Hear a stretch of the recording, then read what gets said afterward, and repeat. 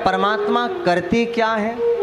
तो दूसरा शब्द लिखा विश्वोत्पत्त्यादेः तवे तापत्रय विनाशाय श्री कृष्णाय वयं नमः।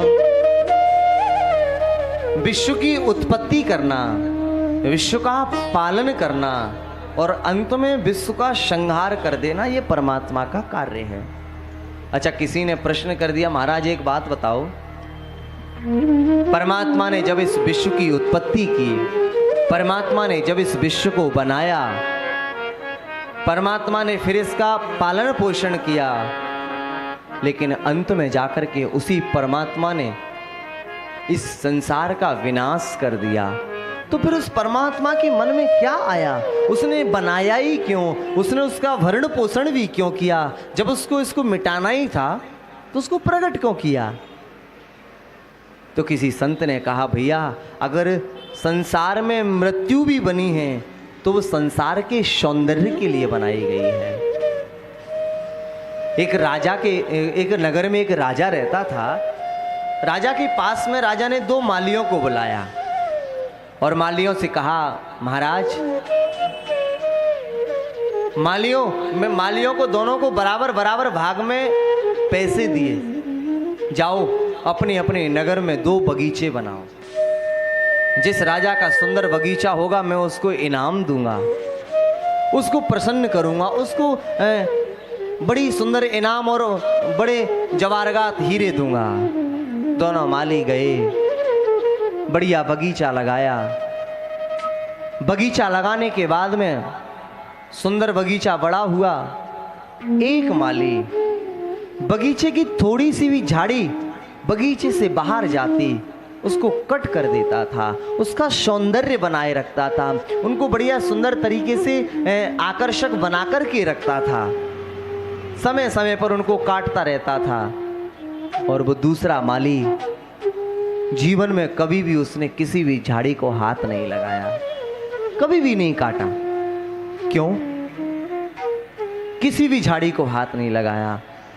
एक दिन राजा का आना हुआ, पहले माली के पास गया, बगीचा देख करके प्रसन्न हो गया। वाह माली, कितना सुंदर बगीचा बनाया है, वाह, मन प्रसन्न हो गया। चलो दूसरे माली के पास चलते हैं। दूसरे माली के पास में गए तो माली दरवाजे पर ही हाथ जोड़ करके खड़ा था। महाराज आप अंदर नहीं जा सकते। क्यों? बगीचे की झाड़ियों ने दरवाजे को ही घेर लिया है, अंदर जाने का रास्ता नहीं है। तब उस राजा ने कहा, माली मैंने तुझे बगीचा लगाने के लिए पैसा दिया था या फिर ये जंगल लगाने के लिए पैसा दिया था? तो उस बगीचे के मालिक, उस माली की आंखों में आंसू थे और वो माली कहता है, महाराज आपने पैसा तो मुझे बगीचा लगाने के लिए ही दिया था, लेकिन मैं क्या करूं?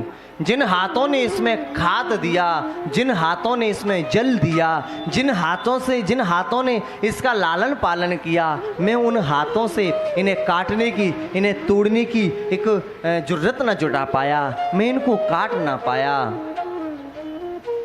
सोचो, अगर परमात्मा का भी भाव संसार के प्रति ऐसा होता कि मैं जिनको प्रकट कर रहा हूँ मैं इनको क्यों मारूं, बस जन्म लेते जाते, तो आप सपोज करो, आप जिस स्थान पर बैठ कर के कथा को श्रवण कर रहे हो, क्या आपको यहाँ बैठने की जगह मिलती?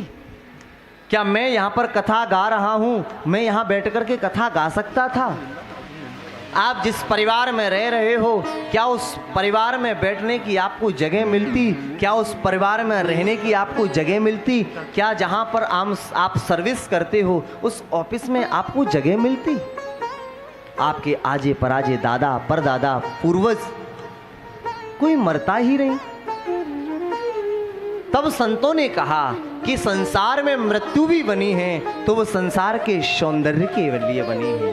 एक बंधा जंजीर, जो उन जंजीरों में जकड़ा हुआ है, जो इस माया की जंजीरों में जकड़ा है, गरीब है, तन पर पहनने का वस्त्र भी नहीं है, उसको भी एक दिन जाना है।